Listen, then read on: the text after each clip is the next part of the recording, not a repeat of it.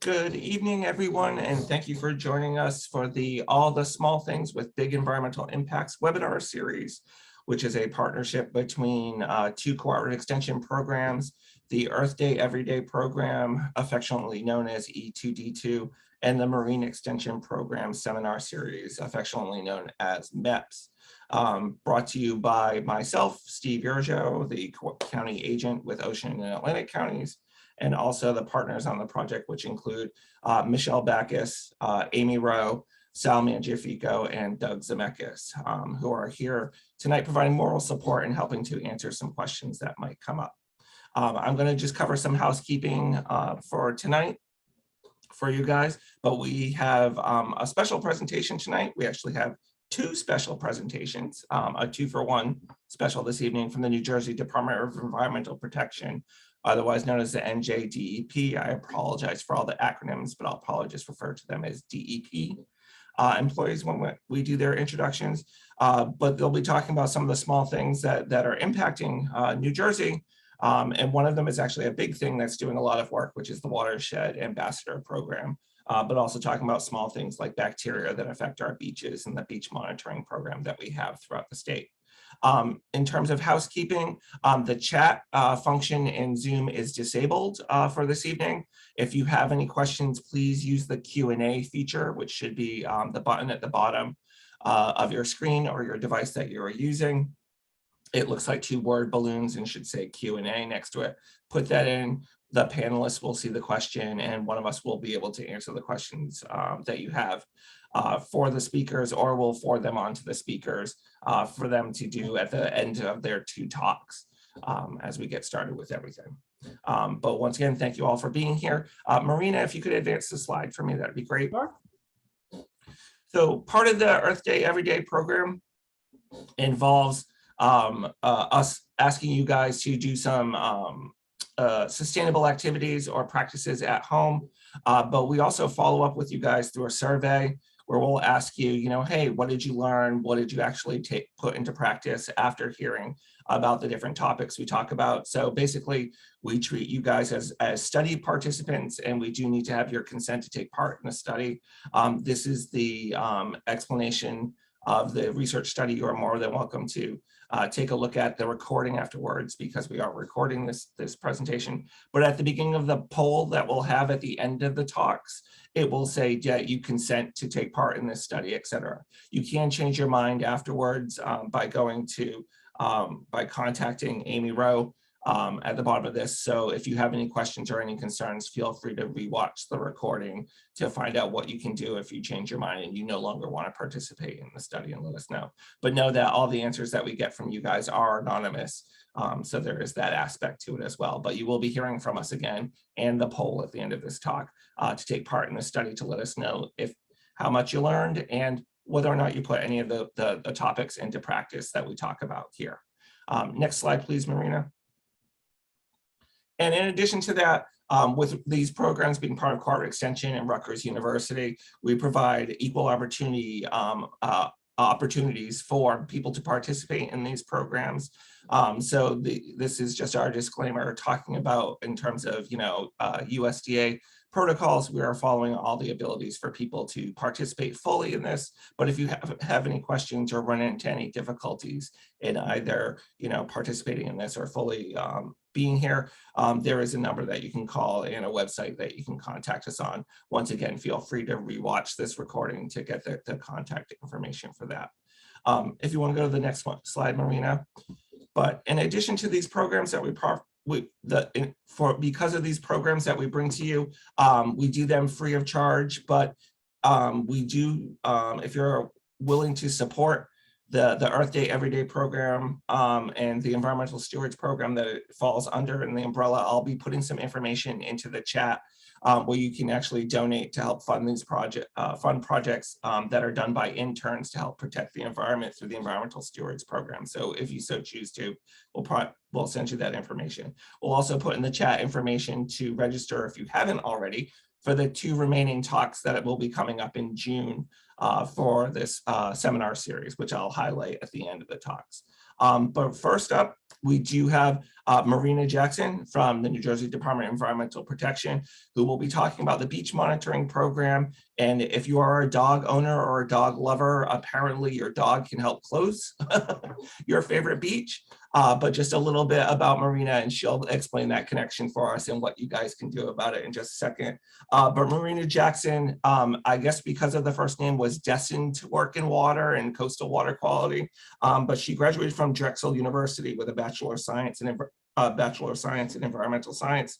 She's been working with the DEP for the past 3 years, and she started out her career in the Bureau of Freshwater and Biological Monitoring, but was hired full-time in the Bureau of Environmental Restoration and Analysis last year, and now happily works in beach monitoring programs throughout the state of New Jersey. She also helps out with the AmeriCorps Watershed Ambassador Program, which is part 2 of our talks this evening, which will come from Samantha Pfeffer, where she assists with the macroinvertebrate training, looking at the insect larvae that are in our waterways to help determine whether or not the water quality of the streams and rivers is good or bad, as well as anything else that the program might entail, as she loves spending time outside cooking and spoiling her cat. So thank you so much, Marina, for being here this evening. Could you please tell us about the beach monitoring program and, the impacts that people have every day on this kind of stuff? And thank you again for all being here. And I'll hand over the baton to you, Marina, and thank you again for being here. Thank you. Thank you for that warm welcome. Hi, my name is Marina Jackson. I'm going to talk to you today about how your dog could close your favorite beach, how the New Jersey DEP maintains and cares for our beaches and keeps them clean for all New Jersey residents and anyone else who might be visiting. And then lastly, I'm going to talk about how you can make sure you take the steps to keep our waterways clean as well. So first, I'm going to talk about the 5 different components that the New Jersey Beaches Monitoring Program has. I'll get into these in a little more detail in the next couple of slides, but they are the Cooperative Coastal Monitoring Program, the Environmental Coastal Monitoring Network, source tracking, the Clean Shores Program, and aerial surveillance. So firstly, the Cooperative Coastal Monitoring Program. It is a program that monitors, I believe this year it's 218 beaches from the north coast of New Jersey down to the south. These are beaches that are lifeguarded and usually require a beach tag. So these beaches are monitored weekly with results available the following day, usually within 24 hours. And they begin sampling 2 weeks prior to Memorial Day. So the first sampling was last week and the second was this week. And it goes all the way through September. They're sampled on Mondays. And if it results in an exceedance, so that would be over 104 colony forming units of enterococci per 100 milliliter sample. I know that's a big mouthful of a word, of a phrase, but basically if a sample exceeds the state standard for bacteria, we conduct a beach sanitary survey. We resample the beach the following day and we take action. So we put a sign out on the beach saying this, the water quality did not meet our standard, just swim with caution, swim at your own risk. And we also respond to pollution incidents. The link down here at the bottom of the slide, njbeaches.org, would take you to our main website where you can access all of this information, all this data. The image on the right is what our beach website looks like right now because it is not Memorial Day yet, and so the beaches are not open.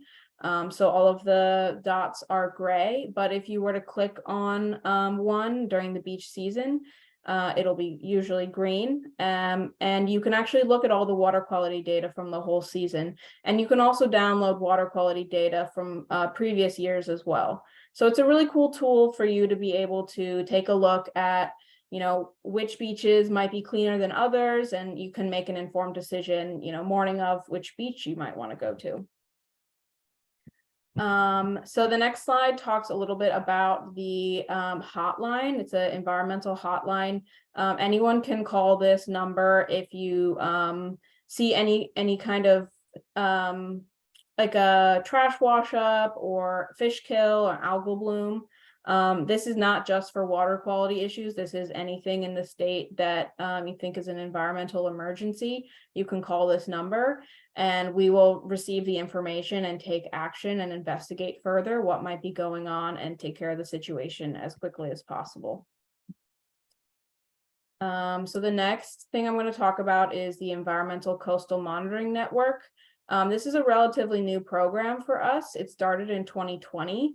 We have 34 stations, and very similarly to the Cooperative Coastal Monitoring Network, this network, we do sampling at the beach in the same way, the tests are run in the same way, and we sample weekly, just like the other program. But this program, what's different about it is that we are sampling in locations where there's no lifeguard, and so that falls out of the state sanitary code and the Cooperative Coastal Monitoring Network.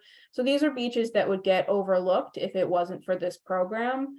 And so these are beaches, like I said, they're not lifeguarded, but there's a beach, and usually even while I'm there sampling, there's people swimming.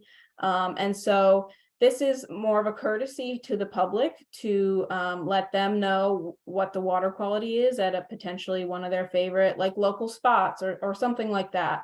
And so again, we have these blue signs here on the right is the image. It says, "Did you know?" And then if there's a link to the website, which you can look at the data again. So again, with these like darker gray circles, you can click on them and access the water quality data for the season. And this is what the website looks like right now, because they are not, we're not in the season yet. But starting next week, these will be green, and you can start seeing the water quality data that we've been collecting. I'm next going to talk about source tracking. So source tracking is something we do when we have a beach that routinely or regularly has a failure or an exceedance. So we try to figure out what might be going on at that beach. It's really hard to see on this map, but on the right-hand side, the furthest right yellow tack is a beach that we sample for our Environmental Coastal Monitoring Network. And that beach last year had quite a few exceedances, and we were trying to figure out why that might be. And so we conducted a storm study. And so there are 7 sites on this river that go upstream from the original beach. And when it rains, I'll go out and take samples at each of these sites to determine where the pollution might be coming from. And so we can kind of hone in on a certain area where the pollution may be coming from and figure out what might be going on. Maybe it's like a neighborhood and there's people who aren't cleaning up after their dog, or maybe it's like a dumpster leaking, and whatever it might be, we can kind of figure out what's going on and correct the issue so that we don't have any more water quality problems.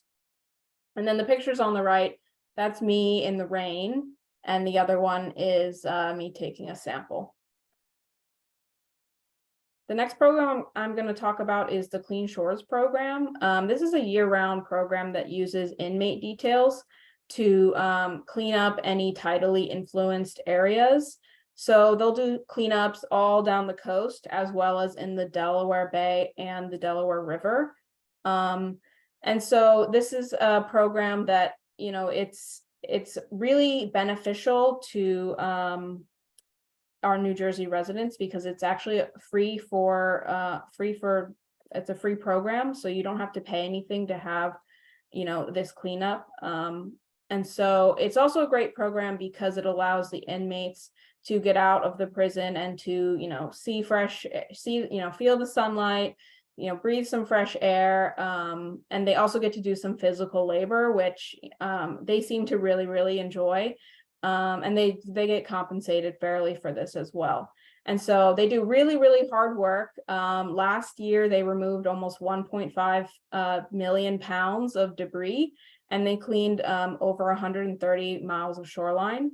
And so far this year, they've removed over 500,000 pounds of debris, and they've cleared almost 30 miles of shoreline. So it's really impressive work that they do. And it's really important that we, clean up our beaches and make sure that they're clean for everyone to be able to use. The next component I'm going to talk about is our aerial surveillance. And so we partner with the Forest Fire Service to use their airplanes during the season. We fly these aircrafts over the coasts with usually just the pilot and one observer. And the observer will sit in the plane, and as they fly over the coast, will look for any potential hazards to bathers, such as trash slicks, floatable debris, oil slicks, or fish kills. And the observer will also make sure that sewage treatment plant outfalls and stormwater outfalls are functioning correctly, which you can see from the air, you can see the flow. And then another thing observers also report back on is wildlife. It's incredible to see from the air, like all the kinds of wildlife that we have in New Jersey. A lot of people don't realize we have dolphins, whales, bait fish, turtles, rays, skates. That's all I can think of right now, but I'm sure there's more. And all of those have been seen from the aircraft, which is super cool to see. And the other thing that the aircrafts also have is a remote sensing equipment that is attached on the bottom of the plane. And I'll get into that more now. This remote sensing equipment captures specific wavelengths of light that's reflected off the surface of the water. And it uses an algorithm to estimate the chlorophyll A levels. And so this is a really helpful tool for us because we are able to sense and observe any potential algal blooms before they become a problem. These aircrafts fly early in the morning, and so usually by 10 a.m. we have a good understanding of what the water quality is, and if there seems to be any kind of problem, we send out one of our boat captains to take a physical water sample so that we can get a better understanding of what we might be dealing with. And so it's really great for us to be able to kind of detect any problems early and handle them before they become big problems. And so again, on the bottom of this slide, there's a link, and this is the link to where we post our daily flights, which we have the data from them as well as a brief description of what might have been seen. Flights begin the first Monday or one Monday before Memorial Day. So that's actually today. We had our first flight. And I heard that there were over 100 dolphins that were spotted, which must have been so cool to see. We conduct our flights every day except for Wednesdays. On Wednesdays, we do aircraft maintenance. And on Tuesdays, we actually do a longer flight, which the plane flies up north, and we monitor some of the North Jersey lakes for any potential harmful algal blooms. So next, I'm going to shift gears a little bit, and we're going to talk about all the small things with big environmental impacts. Some of these you may know, some of these you might not know, but these are just a couple of things that might have a huge impact on our waterways. So those things are litter and plastics, car oil and car washing soaps and chemicals, paint, dog waste and wildlife waste, pesticides, fertilizers, and dumpsters leaking. So I'm going to get into all of those as we move forward. But first, I'm just going to talk briefly about the water cycle. I think it's important to just remember what happens with water on Earth. So when it rains, the water pools on the surface of the Earth and usually flows downhill, and it will carry anything in its path that it's picking up. It might be picking up soil, it might be picking up small rocks or seeds. And in extreme rain events or hurricanes, sometimes the runoff will carry a whole tree. But sometimes in areas where there's a high density of people, like urban areas or industrial areas, the runoff might include trash or plastic.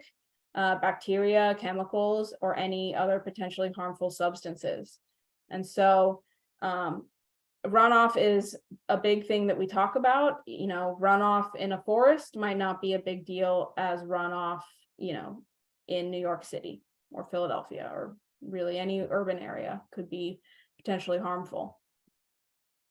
So next I'm going to talk about dog waste versus wildlife waste.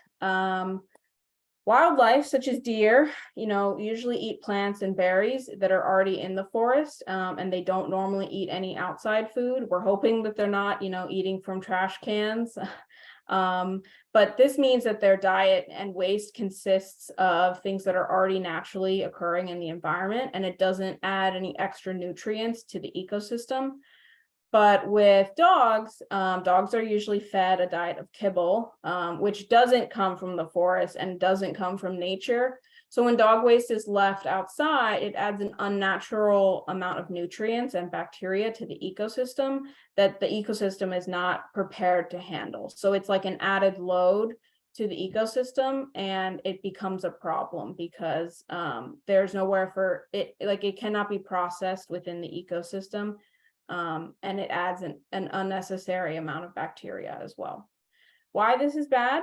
Well, both types of animal waste include bacteria and pathogens that can pollute our water, but when we add the extra nutrients to the ecosystem, we're polluting. So animal waste can act as a fertilizer as well, and in turn can cause excess algae growth, and sometimes it can be harmful. So just a couple numbers here. The average dog produces over 5 billion fecal coliform a day, and the average Canadian goose produces 87 million fecal coliform a day. So that's big. That's a lot of bacteria just in one, you know, day of a dog's life. So next I'm going to talk about why it's bad. It's a bad idea to feed wildlife.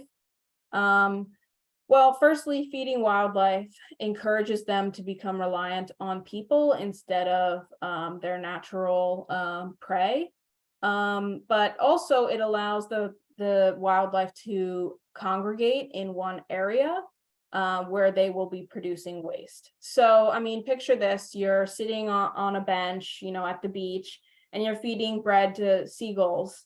And after you leave, the birds will produce waste from the bread that you've given them, and they are pooping on the beach. And so this is a huge water quality issue. It can you know, make people sick. It can, you know, give you like a skin infection. It's really not great. And when you feed the birds, it like fosters this environment of water quality issues. And so a perfect example of that was last summer. There was a Wildwood Crest food truck festival on July 10th, and there was a lot of people, a lot of food. The trash cans were not well maintained and they were overflowing, and the birds had a field day. And so when we went to sample on July 11th, we ended up having 4 different ocean advisories, and that's like pretty unusual for this area. And so it could all be attributed to this food truck festival where the, you know, shorebirds were eating right out of the trash can and, you know, congregating in this one particular area. So even just, you know, like a overflowing trash can have a huge impact on water quality. Next, I'm going to talk just real quick about how pollution affects our waterways. A lot of this is like self-explanatory, but I just want to go over it real quick. Some of it we've already talked about. Animal waste and leaking dumpsters contribute to hazardous bacteria in the waterway. Litter and plastics contribute to disrupting the beauty of our beaches, as well as wildlife sometimes end up ingesting it. Car oil and washing chemicals are unnatural in the environment and can pose a problem to wildlife if they come in contact with it. Paint has many toxic chemicals in it, which pollute our waterways. Pesticides kill insects and harm other animals and birds when they're released. And fertilizers add nutrients to waterways, which contribute to increased algae growth, which could cause a harmful algal bloom. And so the pictures I have here, the bottom one is a oil slick. And then the top two are a harmful algal bloom that that I witnessed in New Jersey. And so, you know, these situations are not good and can be easily triggered by excess fertilizer runoff. Okay, next, we're going to go over how you can help. So firstly, big one, make sure you pick up after your pets. It's really important that you clean up after your dogs because, like I said, you know, there's 5 billion colony forming bacteria in just, you know, one amount of dog poop for the day. And so picking up your pet's waste will reduce runoff of bacteria and parasites and help keep our beaches clean. Next thing you can do is never litter and always make sure your trash bin is closed with a proper fitting lid. With the lid, we'll keep birds out of your trash as well as any rodents. And you also want to make sure any dumpsters you may have are not leaking and are in good working order. You can take your car in for routine maintenance and make sure there are no leaks. You can also bring your car into the car wash instead of washing it at home, because car wash facilities, they actually treat their wastewater, whereas at home, your car's, you know, wash water will just flow into a nearby stream. You can make sure you dispose of paint and other chemicals properly. You can use pesticides and fertilizers sparingly and use natural ones when possible. Do not apply pesticides or fertilizers before it rains. That is a big no, because you're just wasting it anyway. It's just going to wash off of your lawn or your garden and just flow right into the nearest storm drain, where it will flow into the nearest stream, where it will flow to your, you know, closest beach. But, you know, it not only does it wash away from your yard, but it also pollutes. And so you definitely do not want to be applying any of those things before a rain. And that is all from me. I've linked here our social medias and my contact information.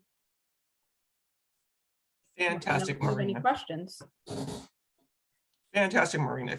And nice and on time too. That was great. There were a few questions that came in. Okay. But since I am the moderator, I get the luxury of asking a question that I might have. Okay. First, one of the big questions that we get from people, since you're talking about how your dog can affect the beach, is once you pick up after your dog, how do you properly dispose of the waste? The best way would be to bag it and tie it securely and put it in the trash. That way it's not, it goes to the landfill, which is not the best, but burying it is not the right idea, because while it may not contribute to surface water pollution, it might contribute to groundwater pollution.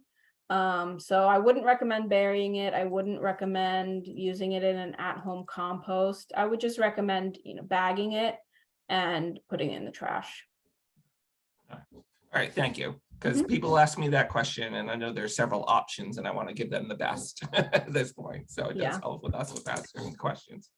Okay, so in terms of the bacteria monitoring, Mary Beth asked the question. She said, once someone collects a water sample, what is it specifically tested for? Is it E. coli or some other indicator bacteria to trigger an advisory, et cetera? Sure.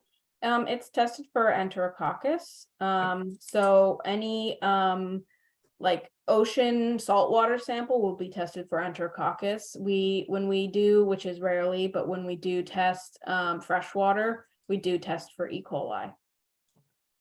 Thank you.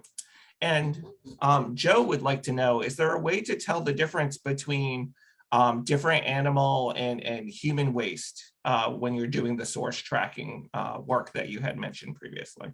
That's a great question. We have been working on that. There are some lab tests that can be done to help determine the source of the waste. We don't do that regularly, but there are ways that we can do that, and Sherry might be able to say more on this if she wants. Yeah, I'm here. Can you hear me? Mhm. So Yeah. we also have Sherry Sheffer in here who works for supervises the beach monitoring program, helping to answer any questions that may come up that might be of her expertise. So go ahead, Sherry. Yeah, so with our regular routine monitoring, like Marina said, we use a fecal indicator bacteria, and in marine water, we use the Enterococcus, and in freshwater, it's E. coli. However, when we do our pollution source track down work, we have the ability to do more advanced analysis with our marine water monitoring laboratory, and we can do antibiotic resistance analysis, and that will tell us whether it's human waste or wildlife or domesticated animals such as dogs or horses.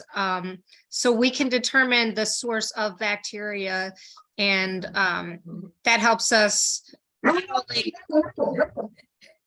sorry, my dog's going crazy, narrow down the area, but then we can narrow down what the source may be from with the advanced analysis. So yes, we do have the capabilities in our lab. Our regular routine monitoring does not take into account for that, but once we find there is a problem at a location, we will do this advanced studies, like Marina was saying, with the source track down work, where we'll do tide studies and storm studies, and then for any high hits of the fecal indicator bacteria, we'll do the additional analysis.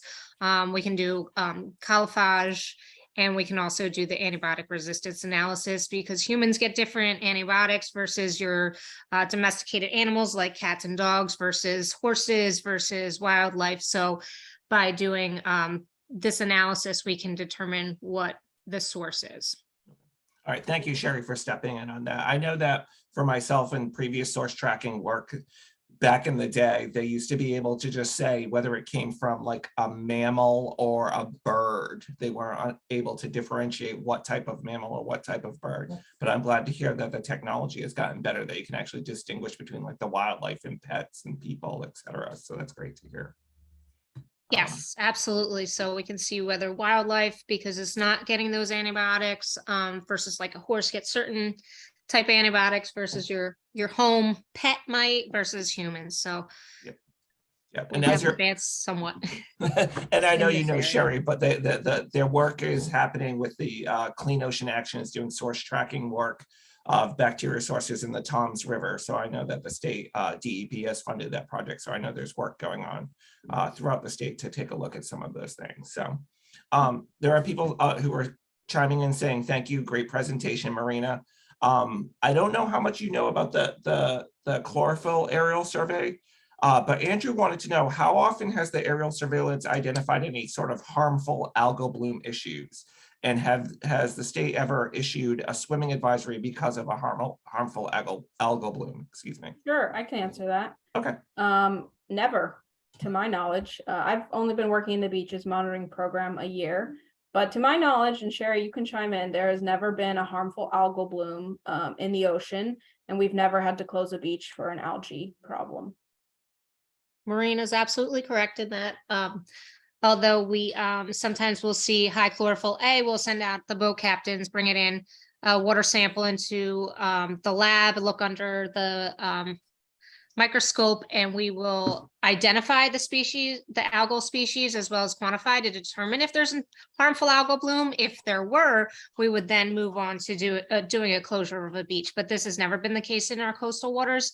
As far as our lakes are concerned, this is just like a supplemental analysis that we use with the remote sensing with the planes that we fly over once a week. And we do have buoys out there doing continuous monitoring, as well as doing water samples, as well as doing response to reported HABs and doing additional sampling with that. So our remote sensing has never found a harmful algal bloom even at the lakes, because if there was one going on, we already knew about it, and we were more monitoring it and using as a supplemental information. Mm-hmm. And I'll just let everybody know, I did put in the chat both the link for the njbeaches.org website and also for the aerial monitoring aircraft work if people want to check that out. It's actually really neat, the programs that DEP has to keep an eye on our coasts and to keep our water safe. We do have a couple more questions. So Samantha, if you want to just hang tight for another couple of minutes, we'll give you a couple more questions. Good. Go ahead. All right. Joe wanted to know if you're in an area where you don't think there's going to be any sort of runoff issues or concerns, is it better for you to dispose of the dog waste like in the woods to avoid it going to a landfill? I would say no, because the dog waste will still find a way into some waterway. It may not be surface water, it might be groundwater. I always say the best practice is to bag it and throw it away. I think Sherry probably would agree. Yes. Yep, I agree. The landfill is, it's lined and capped, and therefore it's not going to make its way back to our waterways. However, eventually, like she's saying, either through runoff or infiltrating into the groundwater, it's going to make its way somewhere. And in these areas with the woods, you may be, on well water, and you don't want it to get into the eventually make it into there either. So the best thing is like Marina said, to bag it and put it in the trash. Thank you both for jumping in. There are a couple of questions that people are asking about algal blooms and harmful algal blooms. If you're willing to answer them, that's fine, but I will do a little shout out for our June 19th talk, where we'll have someone from Clemson University talking about harmful algal blooms. So if you have a strong interest in that, we have somebody who will be talking specifically on that project that they're working on down there, so they might be able to answer them. But if you're game, Marina, I can throw one more at you if you don't mind. Yeah. Okay. Someone asked, Joe wanted to ask, when you do detect an algal bloom issue, like in some of the photos that you had shown, how do they get cleaned up? It's a great question. There's actually no way to clean up the algal bloom. You kind of just have to wait for it to, like let itself go through the cycle of blooming and dying. Because of it, it's not really something you can just clean up. It's tiny algae pieces that grow, in a large, the pictures I showed were very large spaces. But there's really no way to clean it up, which is very difficult because some of New Jersey's lakes suffer all summer with these blooms that they just keep continuously blooming and dying and blooming and dying. And it's a really tough problem because it is toxic algae and it can harm people and it can harm dogs. And so it's important, for us to keep an eye on any potential harmful algal blooms and, take the steps necessary to at least, make the public aware of the problem, since there is no way for us to clean it. So And this, I was just going to chime in go ahead, Sharon. real quickly. Like Marina's absolutely right. And she's trying to give you some recommendations and things you can do to try and avoid these things happening and ending up in our water. But overall, like our beach program is about public health and public safety. And so even though we can't clean it up, at least we can advise you of what's happening. And with the harmful algal blooms, there may be a warning or an advisory or a closure on the location, so we can keep the public safe. Just like if the bacteria is high in the ocean, we can't really fix it, but we can keep the public safe and give public notification about it and keep you safe and healthy. And so that's our goal. And then the other step is to try and prevent it from happening. And that's what Marina was going over with, trying not to put all these extra nutrients in our water, picking up after your dog, and all those other measures that you can take to try and prevent these things from happening.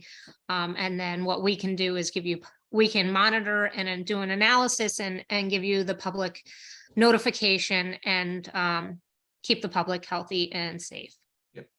Yeah, and I always liken the water quality issues that we have and the help you can do as to your taking care of your own health it's better to be preventative than to try and like fix a problem after it comes up. And so just a plug for the Earth Day Everyday program. We have lots of webinars that have been recorded that talk about watershed health and keeping our waters clean, with lots of practices that you can do to help, reduce the amount of nutrients and fertilizers that you're using and the pesticides you're putting out. So like they say, an ounce of prevention is worth a pound of cure. So if we can prevent it from happening in the first place, it's a better situation than having to clean it up in the future. So thank you. Thank you, Sherry, and thank you, Marina, for jumping in on those questions. Yeah. And thank you, Marina, for your time and your excellent presentation. Lots of people saying thank you and how great a job you did. Well, thank you guys for having me present today. No problem. You're more than welcome to stick around just in case other questions pop up. Sure. But as we move and shift gears a little bit, why don't you go ahead and close that out, and then we'll get Sam up here to have her do the second presentation this evening. So secondly, tonight for representing DEP as well, we have Samantha Pfeffer. And Samantha is an environmental services trainee with the DEP with the Division of Water Monitoring Standards and Pesticide Control in the Bureau of Environmental Analysis, Restoration and Standards. A good old government title if I ever heard one. She graduated from Gettysburg College with a bachelor's degree in environmental studies with a minor in biology and peace and justice studies in 2019. And following her graduation, she served as an AmeriCorps ambassador. So she's well qualified to tell us about the program because she's actually gone through it. And now she's been working to help support the program as well as the beach monitoring program. She worked as a watershed ambassador in Watershed Management Area 20, which is the Crosswicks, Doctors, and Acid Creek watersheds, which are actually right down the road from my house. So I'm very familiar with that watershed. So Samantha, thank you so much for joining us and talking tonight about the Watershed Ambassador Program and all the great work that it's doing. And please go ahead and get started for us. Yeah, thank you so much for having me. I'm really excited to talk about the program. So like you said, I served in the program myself, and now I help to manage the program along with Marina and a large group of people at the DEP.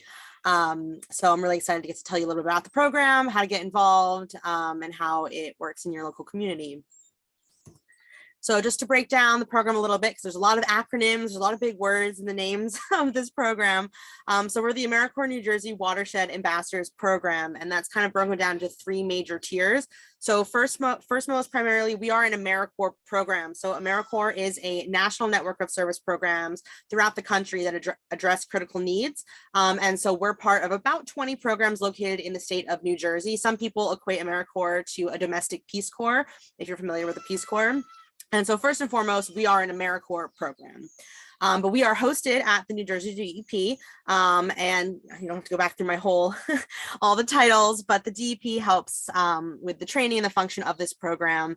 And then the last part of it is that we are the Watershed Ambassadors Program. And so it can be up to 23 members per grant cycle who serve in their local communities. So where do we fit in at the DEP? So we are located in the environmental stewardship branch of our Bureau. So you can see that the Bureau has like a lot of different things that they work on, but primarily the AmeriCorps program is for funding environmental stewards. The ambassadors are the boots on the ground in their communities to act as those local stewards to kind of represent the DEP and the DEP's interests, as well as AmeriCorps. So just a little brief overview about the program before I get into some of the more specifics.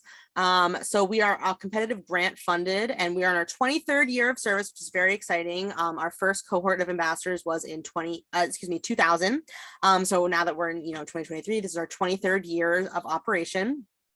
So ambassadors are trained in a lot of different things in the beginning of their term of service that they then take forward throughout their term. So they're trained in DEP stream assessment protocol to complete both biological and habitat assessments of freshwater streams located throughout the state. They provide education and outreach to their local community in schools, community centers, environmental commissions, and things like that. They can engage with citizens in their community to do things like rainbow workshops or trash cleanups, other things like that. They're those people interacting with the different community members. And then we as the program provide to our members networking, career development, professional development, and different trainings that then sets up our ambassadors for their next career. Our ambassadors only serve for 10 months. They start in September, and then by early July, they are wrapping up their term of service. So we are right now in the last month or so of the program.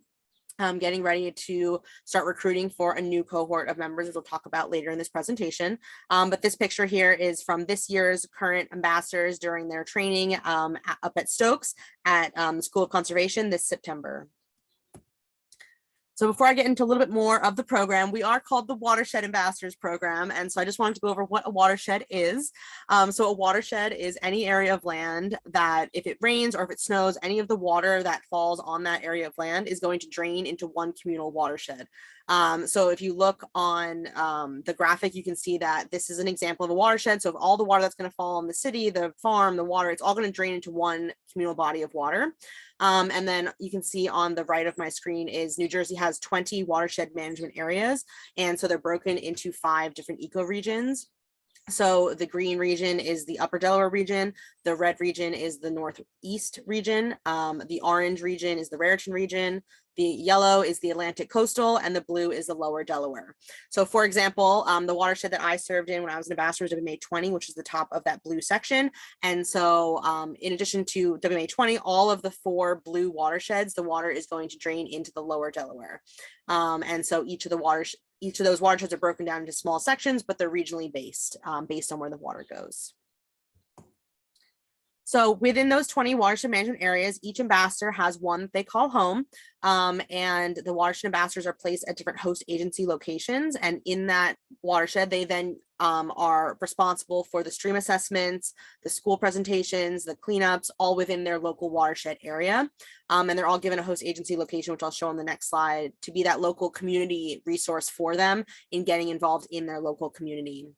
In addition to the 20 watershed management area watershed ambassadors, we also have, this is the second year we've had 3 regionally located source water protection ambassadors. So these ambassadors are regionally located. So we have a North ambassador, a Central ambassador, and a South ambassador, and they focus a little bit more on water conservation and sources of drinking water and water protection, where the watershed ambassadors have a big focus on point source and non-point source pollution in their programming.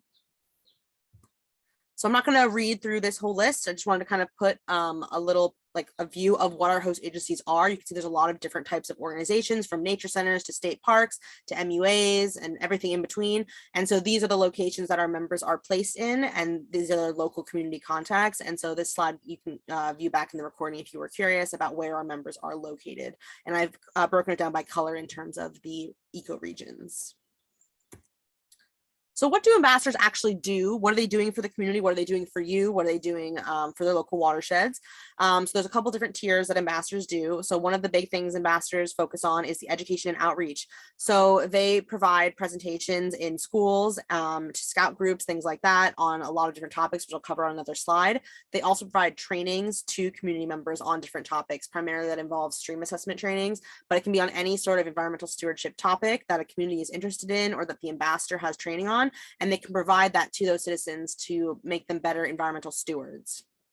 They also complete partnership projects. And so a partnership project is geared to implementing a best management practice, or a BMP, in that local community. So an example could be to install a rain garden, and that's going to reduce stormwater runoff in that local area. And so they work on these projects with the local community partners, like a watershed association, and they involve a lot of community volunteers to get these projects in the ground. They also, one of the types of projects can be a cleanup. And so ambassadors complete many cleanups throughout their term of service throughout the year, of trash cleanups of either of local rivers and waterways, of parks, state parks, things like that. And so they're removing tons and tons of trash every year. And I have the statistics at the very end of the presentation of how much trash has actually been removed. So some more things that ambassadors do during their term of service is the stream monitoring. This is often one of the main reasons why people want to come to us and be part of this program, is that ambassadors complete biological and visual habitat stream assessments of freshwater streams. So each ambassador has streams located within their watershed management area that they are responsible for. They monitor every fall and every spring. So we're right now kind of in the middle of the spring assessment season. And so to assess the streams, they are looking at the freshwater benthic macroinvertebrates located in the stream, and that can determine stream health based on the different macroinvertebrates that are found, as well as what the habitat looks like. And we do a score for the habitat. We also have the members are participating in community development. So they are attending environmental commission meetings, green team meetings, watershed association meetings in their local community to learn about what the issues actually are where they are serving so that they can better support their community. And they're conducting interviews of people within their community, either career professionals or people that are on environmental commissions and green teams, just to better support their community. And then the host agencies that I mentioned at the very beginning are also things that they work with their host agency very closely to complete a project to support that host agency location, because we're very grateful to have those locations. And so our members give back by making sure that they create a project for the host agency location. So everybody always asks me, what does an average day as a watershed ambassador look like? The answer is that there is not an average day.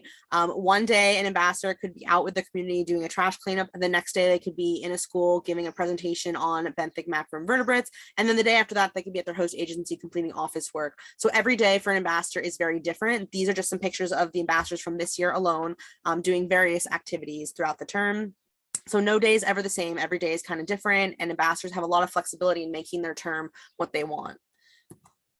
So just to kind of put a little plug in there, that if you yourself might be interested in becoming a watershed ambassador or a source water protection ambassador, or you know somebody else that might be, there's a lot of links here that, you know, when you have the recording back, you can look back for these links, as well as email me. My email's at the bottom of this slide, as well as at the end of the presentation. But we're having a virtual open house in July where people that are interested in the program will be able to come on, and we'll have a very in-depth presentation on what it takes to be an ambassador, the application process, how to apply, and things like that.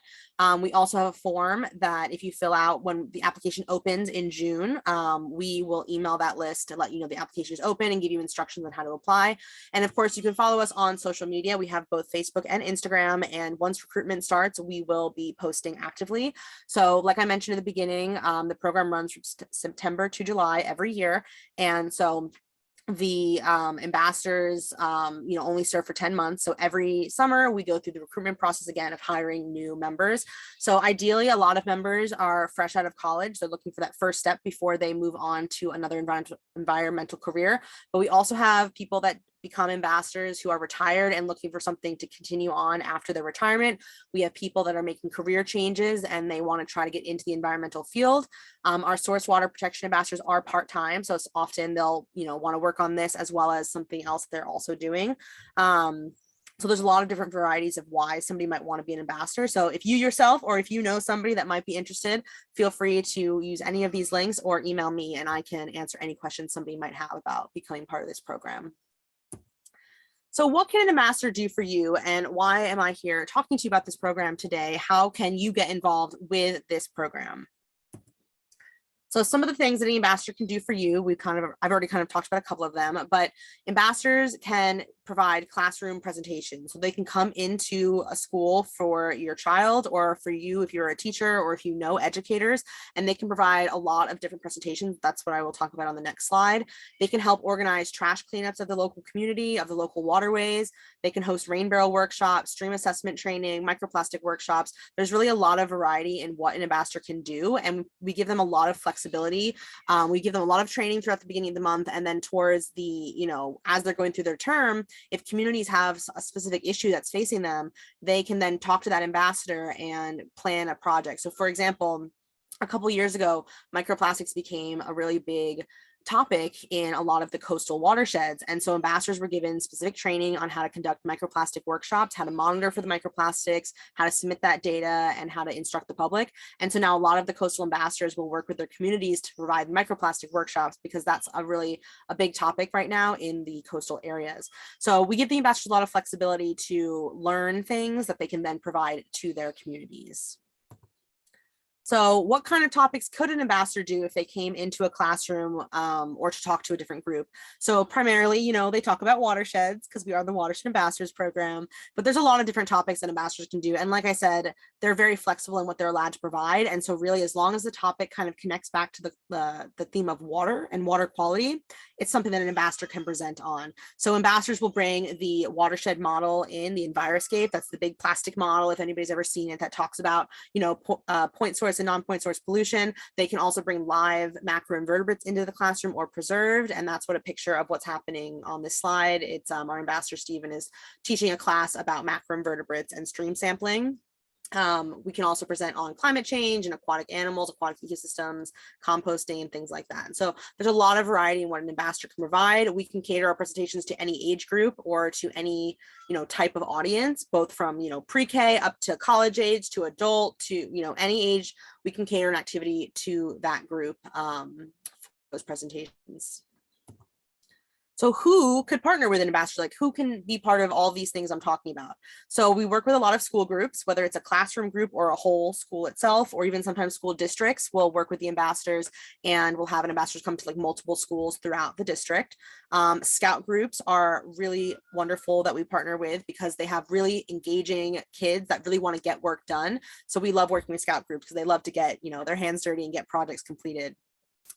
We also work with watershed associations, municipal groups like environmental commissions and green teams. We work with local nature centers, nonprofits, just concerned citizens who are active in their communities, and more. There's really no limit to who an ambassador can work with. It's just somebody in their community that has a passion for doing something. They can then go out and get that accomplished. So how can you yourself get involved with this program? So you can follow us on social media. We post a lot about what we're up to when we have events that we're looking for volunteers, when we're recruiting, things like that. And so following us on social media is one of the best ways to stay in contact with us. You could reach out to your local ambassador and just ask to talk to them and ask what they're up to. You can attend one of their stewardship events to volunteer. You could provide an interview to an ambassador and talk about what you do. This is part of our helping us to mentor the ambassadors. You yourself could maybe organize an event if you have an issue in your community that you're passionate about and you are kind of needing some help in figuring out how to make those next steps. Ambassadors are trained in how to lead these stewardship projects. So they're trained in how to locate the supplies for something like a trash cleanup, or how to work with the local partners to make sure that they're approved to be on that land, or that they're allowed to be where they need to be, or where can they get tree donations and stuff like that. And so the ambassadors have the know-how of how to host these events. So if you're like kind of wondering like, how can I, get some trees planted in my neighborhood? Reaching out to your ambassador could be a really great first start. And if you're interested in community science, citizen science and community monitoring, you can always go with an ambassador to shadow them at one of their stream assessments. Right now, like I said, we're in the midst of the stream assessment season for the spring. And so a lot of people are out there right now looking at the streams. And so if you have an interest in that, ambassadors are willing to host you and like take you with them to one of their stream assessments. So again, I'm not going to go through all of these emails. I just wanted to point them out here, so they'll be here in the recording. These emails stay the same every year. And so every ambassador has their personalized email for their area. And so if you are interested in reaching out to your local ambassador, you can just email them. And even though the ambassadors will end their term in July, when the new ambassadors start in September, they will have these same email addresses. And they're by WMA. So if you know one WMA email, you can usually figure out the next one because it's just a changing of the number.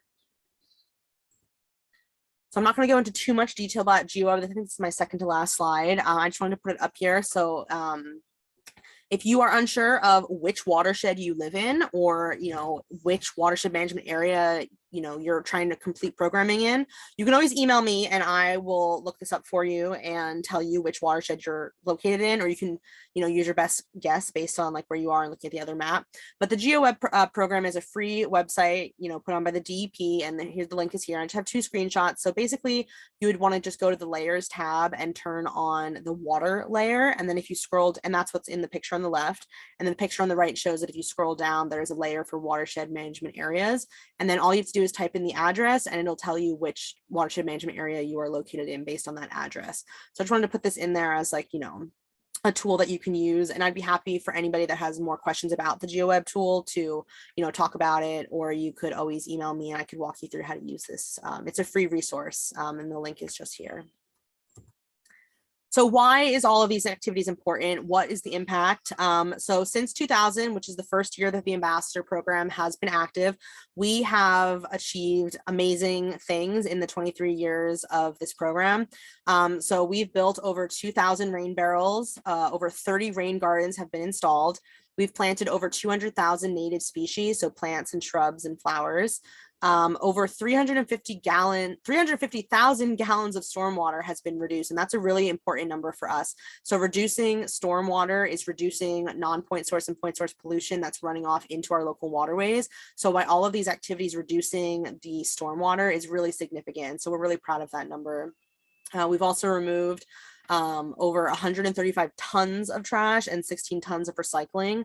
We've completed over 14,000 stream assessments in the freshwater streams, and we've educated over 450,000 people. So that's the students and, community groups that, the ambassadors are going and presenting to.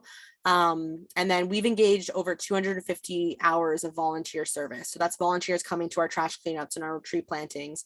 And so we're really proud that this program has been around for 23 years to create such significant strides in those local communities. This is just a picture of the very first cohort of ambassadors, 23 years ago. And so we're really proud of the achievements that the ambassadors are able to do, because they go out in their community and they do those little changes that can make the big environmental impacts. So does anyone has any questions? And this is my email. And then I also have our AmeriCorps website and the DEP, as well as our social media pages. Excellent job, Samantha. Thank you so much. First of all, for both you and Marina, thank you for your presentations this night. But also, would you guys be willing to share your slides? Because both of you had a bunch of websites on there that people are asking. I think they were trying to frantically write them down and follow up on. Yes, yes, we definitely provide the slides. Yeah. Okay, fantastic.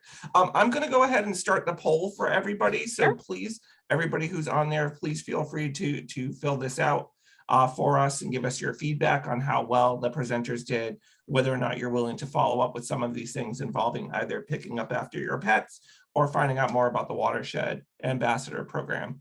I do not want to give out my age, but I was involved in one of the first year Watershed Ambassador programs. I used to work for what is now the Watershed Institute, and we were there when the first year of students came through, and it is a fantastic resource. And as Samantha said, if you are involved in an environmental commission, a green team, Sustainable Jersey, if you're a teacher at a school, or you work on your town's, green fair or farmer's market, they're a great resource for education, and it really helps their program move forward. So if you have any need for that, feel free to utilize it.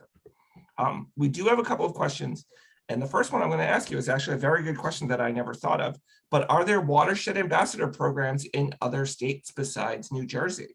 Yeah, that's a great question. So not really. We're very unique in our program that we have here in New Jersey. Unfortunately, because it would be really great if other states had programs like this. I do think there are other programs that are slightly similar to this in other states. There are programs that they only do like stream monitoring, or they only do events like cleanups and things like that. They're not doing all of the things that we're doing. And those programs are still, they're not that many. So we're really unique that we are doing this in our state. We're lucky that our state is small enough that we have this full state scope, as well, because the ambassadors are still able to be a cohort together. A state like Pennsylvania would be like multiple hours to get from one side to the next. So we're really lucky that we have this here in our state, but really there are not other states that have something like this. It's my understanding that the AmeriCorps program, which this is under, that is available in every state, but they have a different focus. New Jersey's is this one. Okay. Yeah, AmeriCorps is a national program, so every state has a list of different AmeriCorps programs, and there are other environmental programs in the list of programs. There's just none doing exactly what we're doing, which we're doing the community water monitoring, we're doing the presentations in the schools, we're doing the different events and stuff like that. But the other AmeriCorps programs, if they're not environmental based, a lot of them focus on things like other education, just like general education or veteran services or community health, disaster relief, things like that. And there's different types of AmeriCorps programs. And so I could talk forever about the different, stages of AmeriCorps. So there is AmeriCorps in every state. There's just not the Watershed Ambassadors in every state. Fantastic. If you could do me a favor, Sam, if you could just backtrack to the slide where you showed the website where people can find their watershed address. We have some people who are wondering what that website is. So if we could just have that on the screen for them. It's a great resource so you can find out where you're located, which watershed you're in. So yeah, it's a little long, so we'll leave it up there for a minute for people to fill out. But also, please fill out the poll as well. So if you haven't done that already, please do so. I'll take a look at the questions to see if there's anyone. Lots of comments coming in saying you guys did a great job and they learned a lot. They didn't realize how much stuff was actually going on throughout the state of New Jersey in terms of protecting, the waterways. We are working on trying to get that website up there. It's up there now for folks. So Jackie would like to know, Do you have any jobs for people, and I'll use the term that they are doing, that do not have credentials? Like, do you have to have a bachelor's degree, especially for like the Watershed Ambassador program? Yeah, for our program, we do require a bachelor's degree to be a watershed ambassador or a source water protection ambassador. But to volunteer with the program or participate in the program in other ways, there are no requirements in terms of, you know, attending our events or attending our trainings and things like that. But to be an actual ambassador, we do require a bachelor's degree. But we don't require a specific major or field of focus. The bachelor's degree can be in any topic. But yeah, we do require a bachelor's degree to be a member. Sorry, trying to clear out the questions that are coming in. And for those of you who are asking about the poll, it should have popped up automatically for you. If it did not, I apologize, but it should have popped up. But we do see some people who are answering it, so we'll leave that up for another couple of minutes. I'm going to tell you guys right now, we have answered all the questions that people have had. So you guys did a great job filling us all in. Please feel free to check out the DEP's website, nj.gov/DEP, to find out more about all the programs that we've talked about this evening. And once again, both Marina and Sam, thank you so much for being here tonight. And Sherry, for you giving the support as well when the time called for it. But thank you guys so much for informing us about the DEP's programs and what you guys are all about. So thank you. Of course. Thank you. And we'll see if we can make those presentations available to everybody who's on the registration list afterwards. So we'll just keep the poll going a little bit, but I will stop the recording.